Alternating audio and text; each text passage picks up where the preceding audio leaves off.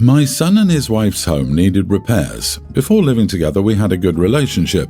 The problem came when his wife wouldn't follow the home rules. They're pretty simple, like cleaning up after yourself, not being loud at night, and the big one was no drinking in the home, no alcohol in the home. We made this clear, and my son knows his mother has trauma related to alcohol. We informed daughter-in-law in general terms also. The first few months seemed fine, and it worsened when the weather got cold. We couldn't prove it then, but we were sure they were drinking. It came to a head when cleaning, my wife found wine in the attic. She was angry and poured it out. Apparently it was a $300 bottle, and it caused a huge fight between her and daughter-in-law. We let them stay until the renovations were done, and they've been out 2 weeks ago. The relationship has been tense, and I figured we needed time apart. My son met up with me and told us we couldn't see our grandkids anymore and that the incident made him rethink our relationship. I told him that was BS. He knew the one big rule in the home caused stress to his mother, my wife. He told me it was final, and I told him if he goes through with this, he will be out of the will. This started another argument, and he was angry at me. Am I the idiot for making it clear that if the son keeps the grandkids away, he will not be getting any inheritance? Edit, the wine was open. Not the idiot. Don't know why everyone thinks it's acceptable to be so dependent on alcohol and that being asked not to drink it for a little while is a crime. You were kind enough to invite them to stay in your home and give them some rules to follow. You didn't even kick them out when they didn't follow them. If there was some special reason for them to keep that expensive wine in the house, such as we didn't want it to get stolen during the renovations, then they should have discussed that with you rather than hiding it. They punished you because they refused to follow a couple of simple rules. Your son and his wife are being massively entitled here. My thing is, if they wanted to drink, they could have gone to a bar or restaurant or even a friend's house. I assume they're both of legal drinking age, so that shouldn't be a problem. Like seriously, if you want to drink so badly, go out to dinner and have a nice bottle at the restaurant. If you can afford a $300 bottle of wine, you can surely afford a decent dinner out.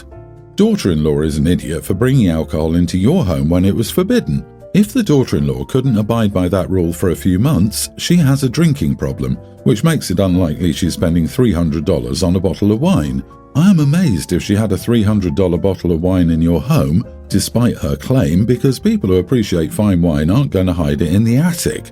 There's a reason people have wine cellars and not wine attics. Yeah, one thing I can agree on is that people don't hide expensive bottles in attics. I'm sorry, but I think that $300 bottle of wine was really $30. Unless you're rich, a $300 bottle would be saved for a special event like graduating college, the night you get engaged, your honeymoon. I just can't imagine anyone who has to stay with their parents while their home is being repaired, sneaking a $300 bottle into the attic. These are all draconian responses to conflict here. Your wife didn't need to empty the bottle. This was the first offense, and it could have been a serious conversation or warning. You are the idiot, OP. Your entire story was just escalation after escalation. There has to be more history here because, in a vacuum, the entire thing is ridiculous. This is one of those stories where it feels very murky and one-sided, and I feel like hearing the son or daughter-in-law's side would shed a whole new light on this. Taking away access to grandkids over a bottle of wine? Bet there are other reasons OP isn't telling us. Methinks OP is only telling selective bits of the situation. This whole thing screams missing reasons. Update: I called my sister and asked her to tell me to track down the price of the wine. My wife sent a picture of the bottle when this happened. You were right, it wasn't $300 but around $25. I decided to talk to my son and find out why she lied. I had a conversation after I sent a text saying that the bottle was only $25. During the argument, when that price came out, daughter-in-law thought that my wife poured out all the wine. There was a case up there worth $300. My son removed it when he realized she just found the one left out and went with the price instead of informing us there was more wine. Also, my wife was cleaning because we were trying to make space for a new Christmas tree to fit in storage, the attic. She wasn't going through daughter-in-law's stuff in the guest room. This was the attic. I didn't know what else to tell you. That's what happened. Our relationship was good before the wine incident. If our relationship were bad, we wouldn't have let them stay, and I don't think they would have wanted to stay. I, 22 female, live with my parents at the moment. I have 2 siblings, 33 female and 25 male. My sister got married to her husband, 33, last year. Although I haven't wronged him in any way, he cannot stand me. Literally, from the moment we met, he could barely contain his hatred. Don't ask me why, I don't get it either. but I suppose some people just dislike you for no reason. At the start, my parents would ask my sister about his strange behaviour towards me, but she insisted he wouldn't mistreat me. Ever since then, the subject matter has not been brought up. By the way, he intentionally excludes me from everything: gifts, vacations, fancy dinners. He spoils my family and I never get included. Anyway, I had a couple of job interviews lined up in my sister's town, and she offered me to stay at their house for a couple of nights instead of travelling back and forth. After spending the first night with them, I went to shower in the morning. Suddenly, there was a loud banging on the door and her husband asked me what I was doing. I told him that I was showering and would be finished soon. He kept banging on the door and yelling that I should get my stuff and leave, that I'm entitled and bratty and show his home no respect. I was pretty shaken and didn't know what to do. He said that I was disgusting and shouldn't be using his bathroom because God knows where I've been. By the way, they have multiple bathrooms, and at first I thought he was mad I used his one, but he didn't want me to shower in any of the bathrooms. After I left the bathroom, dripping wet and shaken, I threatened to call the police on him because of his threatening behaviour. He started yelling even more and I called my sister crying. She was at work. She came home and managed to calm the situation. However, now she thinks that threatening to call the police on her husband was a step too far. She said I was silly for even thinking he would cause me any harm. Even my parents agree that I shouldn't have done that. I explained multiple times that I genuinely felt scared of him and panicked at that moment. Am I the idiot in this situation? Edit, my parents know he excludes me, they don't care. My sister pretends everything is fine and calls me crazy and sensitive when I tell her how rude he is. Not the idiot. If you genuinely fear for your safety, calling the police is the right move. You were an invited guest and you weren't doing him any wrong. It sounds like your sister's husband is just a right idiot though, and he obviously waited till your sister wasn't around.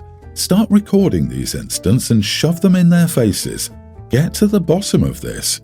Have you considered the possibility that he's inexplicably rude to you because your sister has told him something about you that would make him resent you? Your sister has sibling bonds to keep her possible resentment in check. He does not. It would also explain why she's not reacting to his abuse. From what I've read, the simple fact is that he treats you horribly. Your family knows and they don't care. This is dangerous for you. Can you move out and distance yourself? Also, if you do move out, don't give them your address. I would say not to give it to sis or brother-in-law, but I'm sure that if either of them ask your parents, they'd get it from them. Is this a reach? Is it exactly what I was thinking? Your sister is 11 years your senior. She was 11 or 12 when you were born. Suddenly she goes from being the prize daughter to the one with expectations on her, while maybe she viewed you as the golden baby who stole all of mom and dad's attention. That without you her life would have been so much better. It could be none of that is true, but it could be a point of view that she could never voice around your family but could rant about to him, turning him against you before you ever met him. OP, be careful. No happy stories start with what you are describing. A friend of mine is a butcher. He gets all kinds of meats and sometimes less desired ones. Recently he got a bunch of horse meat, and from experience he knows that it barely sells and most of it ends up going bad, so he gives it to me. I feed my dog on a raw diet, so 80% raw meat and 20% vegetables. Sometimes I like being fancy and preparing it in more odd ways. Yesterday morning I decided to make an omelette filled with horse meat for my dog. While I was waiting for it to cool down, my girlfriend came downstairs, saw the omelettes and complained how I never make something like that. She grabbed the plate and said she was going to eat it. I told her she really didn't want to, but she insisted. I told her to suit herself. She grabbed it and just took a bite, then realized there was meat inside and spat it out. She got mad and asked me what that was, so I told her it was horse meat for the dog. She called me a jerk for tricking her into eating dog food and then gave me the silent treatment for the rest of the day. I think I might be the idiot because I didn't tell her there was horse meat in it, but also she knew it was for the dog, so she shouldn't have tried eating it anyway. She took food that wasn't for her. Screw around and find out. Horse meat won't hurt her. There are many cultures that eat horse meat. In the US we don't, mostly because we consider horses pets and more animals than cows. Not the idiot. Don't steal food that's not yours. Yep, in Paris 3 butchers are doing only horse meat. In the north it would be even more common. In the south you probably wouldn't find a single horse butcher. My family is from the north, so we eat horses maybe twice a month. Note it tends to become less popular as so many little girls are now doing horse riding and then consider horse meat as horrific. Info: why do you make omelettes for the dog but not for your girlfriend? Why didn't you make an omelette for both while you were at it? And her complaining you never make omelette for her doesn't sound like you make omelette for her. Also, I told her she really doesn't want to. I told her to suit herself. Why didn't you just say, there's horse meat inside, it's for the dog? You are the idiot for not telling her straight up. If you cook more for your dog, then this isn't much of a relationship anyway, and you should both just call it and break up. You obviously don't care for her that much, so stop dragging it out. My father has never really held a job and has lived off the child support income my mom gives him, which is around $70,000 a year, even though I'm only at his home over the weekends. He's remarried and has 2 kids who live with him, so recently I've heard my mom complaining about how she's subsidizing my father's kids and wife with her child support payments. I was already getting annoyed with having to go to his home every weekend because their living accommodations are significantly worse, and I hated having to drive 45 minutes and not be able to hang out with my friends over the weekend because it was either too far away or because my father's home is a tiny 2-bedroom apartment.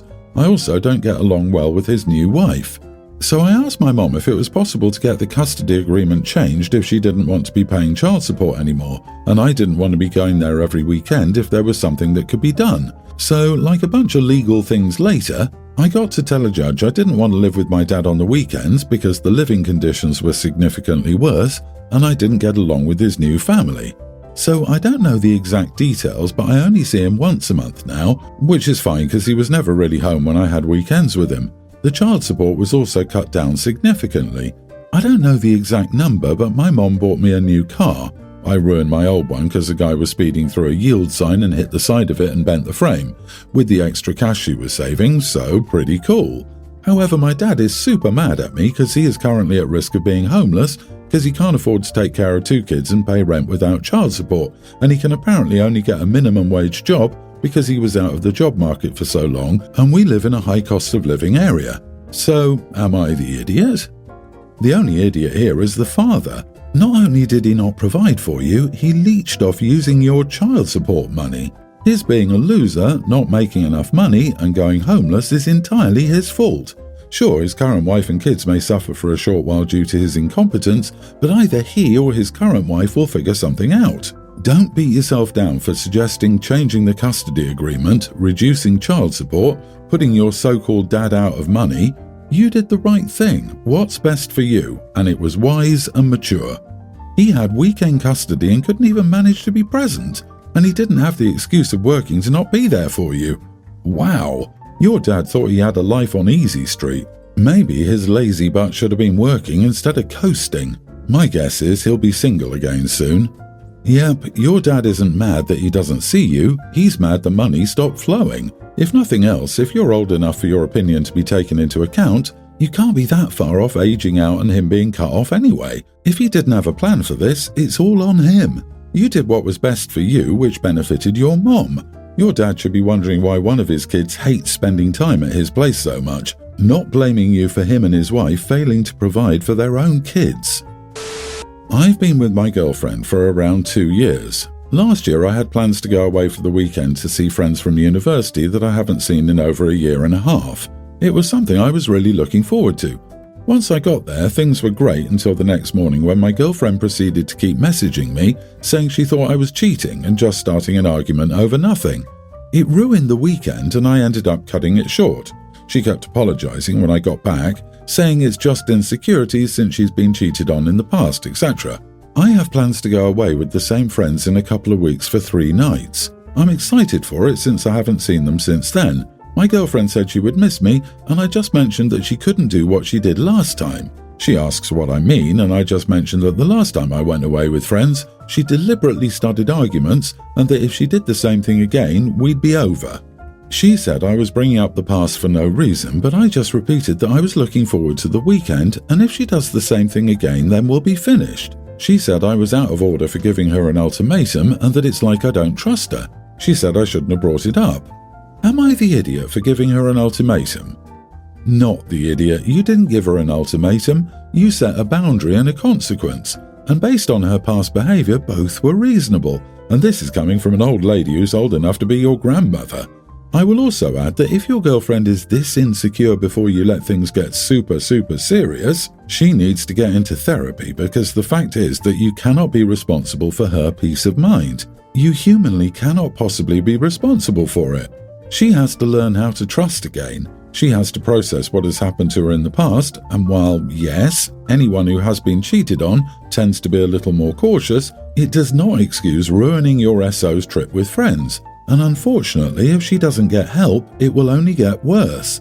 And yes, I am speaking from experience. As much as I love my second husband, this broke us up.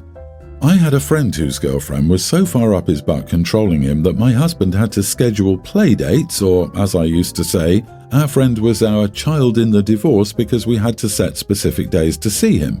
It was pathetic. Now he's not our friend because we got tired of her controlling behaviour. What she did during that first trip was a way to spoil it, make you come home early, and keep you away from your friends. It also discourages you from going out again. I bet you $100 she'd do it again, and that's why she's mad you set a boundary. Don't let her isolate you just to keep her happy.